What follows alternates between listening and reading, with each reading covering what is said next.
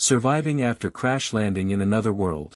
Thud. Minjun Kim landed on his back. All the air rushed out of him at once. He had no chance even to scream. His body rolled twice before catching on a damp root and coming to a stop. Minjun lay with his mouth open, struggling for breath. Cold powder entered his throat. Kjich, cough. The more he coughed, the rawer his throat became. Blue powder was falling before his eyes as well. It looked like snow, but it did not melt. It clung to the ground and the leaves, glowing faintly. Minjun covered his mouth and nose with his sleeve. Only moments ago, he had been on the sidewalk on his way home from work. A red crack had appeared in midair, and before he could dodge it, his body had been dragged inside. That was the last thing he remembered. Where am I? There was no answer. Minjun tried to get up, then clutched his left knee. His pants were torn and blood was seeping through, but the bone did not seem broken. He could walk if he gritted his teeth. He began by examining his surroundings. The straight, towering shapes looked like trees, but they had no bark. The surfaces of the thick trunks were caked with damp powder. Overhead, leaves and broad, membrane-like growths overlapped, blotting out the sky. The light filtering through them was already dimming.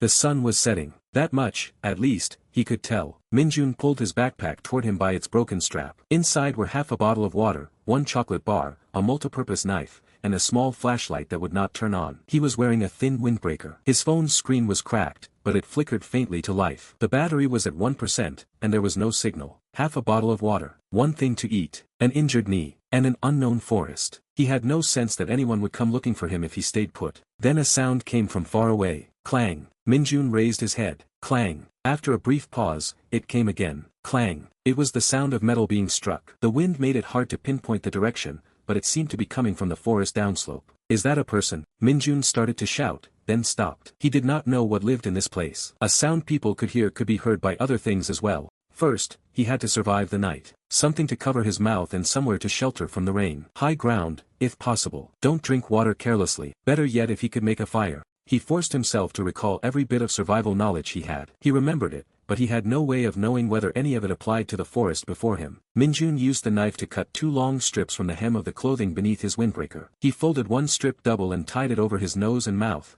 then put the other into his backpack. It made breathing difficult, but it was better than letting the blue powder enter directly. Instead of heading downslope toward the metallic sound, he climbed the slope to the side. He intended to find high ground before dark. He had gone only a few steps when a low sound came from between the rocks. Whoom! Minjun stopped. The ground trembled ever so slightly. Red, grass-like growths clinging to the cracks shriveled. A moment later, white steam surged from the fissure. Hiss! Minjun fell backward. Drops of hot water splashed onto his pants. If he had been even a little closer, he would have burned his leg and been left unable to move. This is insane. Hot steam gushed from the crack for several seconds. Then it stopped as if nothing had ever happened. Minjun gave the spot a wide berth. Low ground seemed even more dangerous now. Even if the surface looked fine, there was no telling when hot steam might burst out. The sun sank rapidly. The light above the forest turned red. The darker it became, the more clearly the blue powder stood out. The pain in his knee was getting worse as well. He could not wander much longer. Then he spotted a thick trunk ahead. Near its base was an opening large enough for a person to crawl through.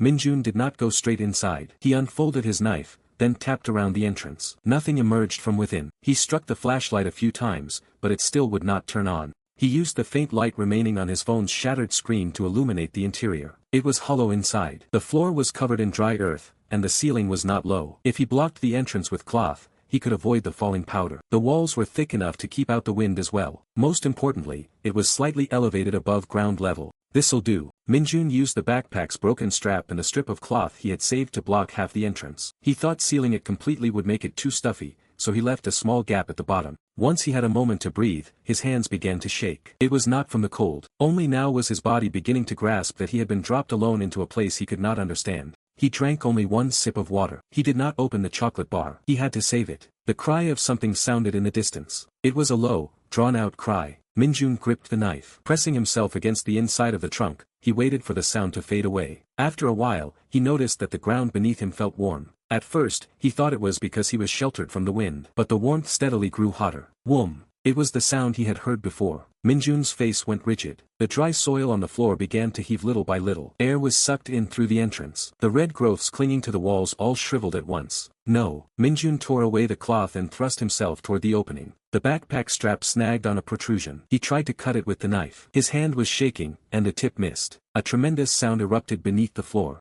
Boom! White steam exploded upward. A blast of hot air struck Minjun's back. The instant he inhaled, the insides of his throat and chest began to burn. The strength left his hand. His vision went white. He grabbed the entrance and tried to crawl out. His palms slipped against the damp wall. He no longer had enough strength even to turn his body over. Even the thought that it hurt did not last long. Just before everything went black, a red light slashed across the inside of his eyelids like a knife. And then there was nothing. Thud. Minjun fell to the ground again. The air burst from his lungs as he landed on his back. His body rolled twice. His leg caught on a damp root. Unable even to breathe, he opened his eyes wide. Blue powder was falling. The sky was still bright. The backpack strap was broken. Everything was exactly the same as before. What? His voice would not come out. Minjun felt his chest. There were no clothes scorched by the hot steam, no cooked flesh. His throat was fine as well, but he remembered the burning pain exactly as it had been. He rolled onto his side and retched. Nothing came out but saliva. I died. He had definitely died. And yet he had fallen here again.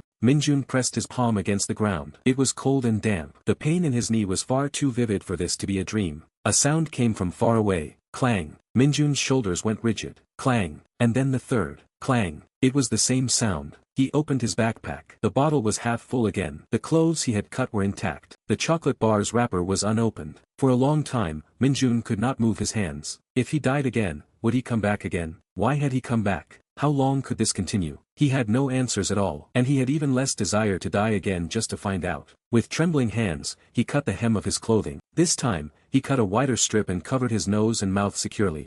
The trunk's no good. Saying it aloud helped clear his head a little. Minjun mentally retraced everything he had just done. The side slope, the rock fissure, the low vibration, the shriveling red growths, the hot steam, the hollow trunk. Now he knew something, but there was no reason to go back there. He chose the outer side of the slope instead. He intended to find a solid rock ledge with no cracks or red growths. Since even rocky places were not necessarily safe, he checked the fissures beneath his feet first. As he limped along in a hurry, Minjun spotted from a distance the rock fissure that had vented steam before. It was not time for it to erupt yet, at least, not according to his memory. He slowed and examined the ground. The red growths were still spread open. There was no sound from beneath the earth. Minjun tried to pass while keeping a safe distance. Hiss. Steam surged out without warning. Gah! Minjun threw himself sideways. Hot droplets grazed his arm. A curse burst from his mouth behind the cloth. It had happened sooner than before. Even in the same place, the eruption had come at a different time. Minjun lay sprawled on the ground, unable to move for a while. If he had relied solely on his memories from before he died, he would have been caught by it again.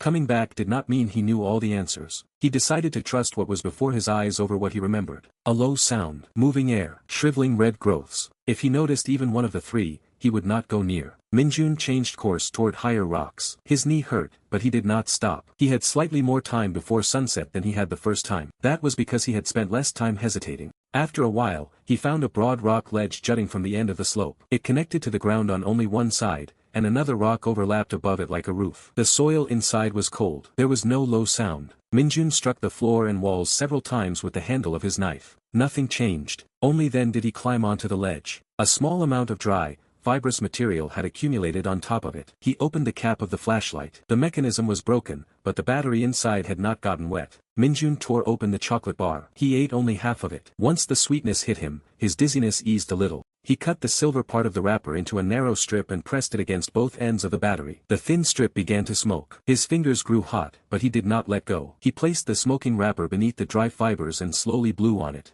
It went out twice. On the third try, a tiny flame caught. Without even managing a smile, Minjun bent over the fire. He used his windbreaker to screen the outer side so the light would not spread far. It was not much of a fire. Even so, it was enough to warm his hands and dry the damp cloth. He still had water. He had a place to hide as well. This time, he might survive. For the first time, Minjun let out a long breath. Just then, blue light spread from the end of his sleeve. He raised his arm. The powder clinging to the sweat-soaked fabric was glowing far brighter than before. Beneath his torn pants, the area around his bloodied knee was also glowing blue. It was not because of the firelight. The powder itself was giving off light. A scratching sound came from the forest below. Scrape, scrape. Something was pushing itself along the ground, coming uphill. Minjun hurried to smother the fire with dirt, then stopped. A broad, black back was visible through the darkness. It was a beast encased in a hard shell. Its low-slung body swiftly clambered over rocks and roots.